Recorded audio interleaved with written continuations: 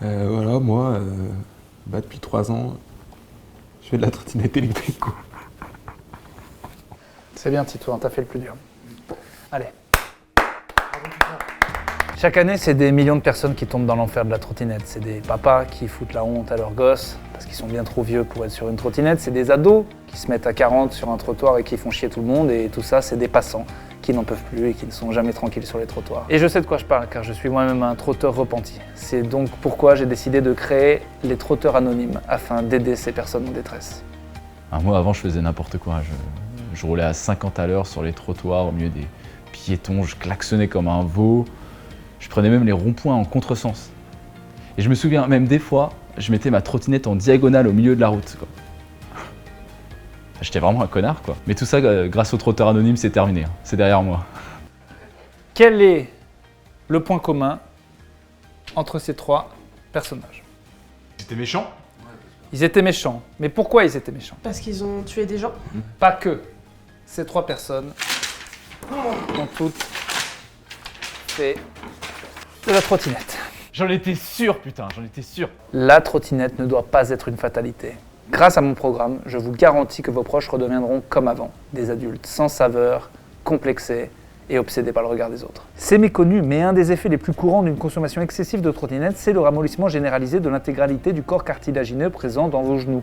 En gros, à force d'être une grosse feignasse qui prend la trotte pour aller de la cuisine au salon, vous finissez avec le tonus musculaire d'un poulpe mort. Selon ma théorie, l'attachement qui se développe entre une patinette et son utilisateur est directement lié à un traumatisme infantile. J'ai 30 ans, je ne suis plus un gamin et je ne veux plus de toi. Bien. Il est donc indispensable de briser ce lien vocalement. Je te déteste. Tu m'as volé ma vie. Salope. L'insulte, ça peut faire du bien, alors on y va. Alors, nouvel exercice, je vous montre des photos, vous me dites si on est sur de la route ou du trottoir. Je suis super fort à ça, j'adore. Allez, c'est parti, alors. Route. Bien. Route. Bien. Route. Route. Luc. Bah, moi, je sais, c'est facile, c'est un trottoir parce qu'il y a un piéton.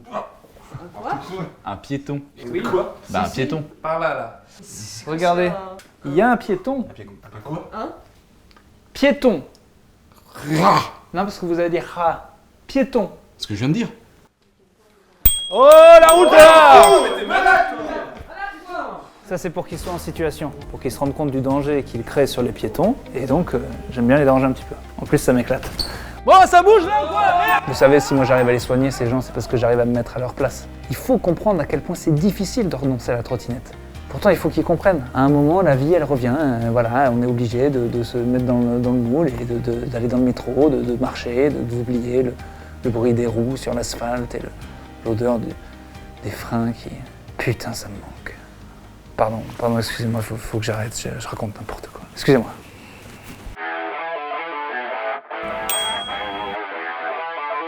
C'est parti.